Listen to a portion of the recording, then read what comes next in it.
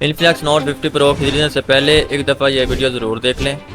कहीं ऐसा ना हो आप नोट 50 प्रो के चक्कर में ज़्यादा पैसे दे दें और वो फीचर्स आपके काम के ही ना हों जिनकी आपको ज़रूरत ही नहीं है। आज हम इन दोनों फ़ोन्स का वो मुकम्मल और सच्चा मुकाबला करने जा रहे हैं जो कोई और नहीं बताएगा। हम टेस्ट करेंगे इनकी AMOLED screen, ultra fast charging speed और कैमरा क्वालिटी, ताकि आपको पता चल सके कि असल वैल्यू फॉर मनी क्या है। अगर आप टेक की दुनिया में हमेशा आगे रहना चाहते हैं तो अभी हमारे चैनल को सब्सक्राइब कर लें और बेल आइकन पर क्लिक कर दें ताकि कोई भी अपडेट मिस ना हो।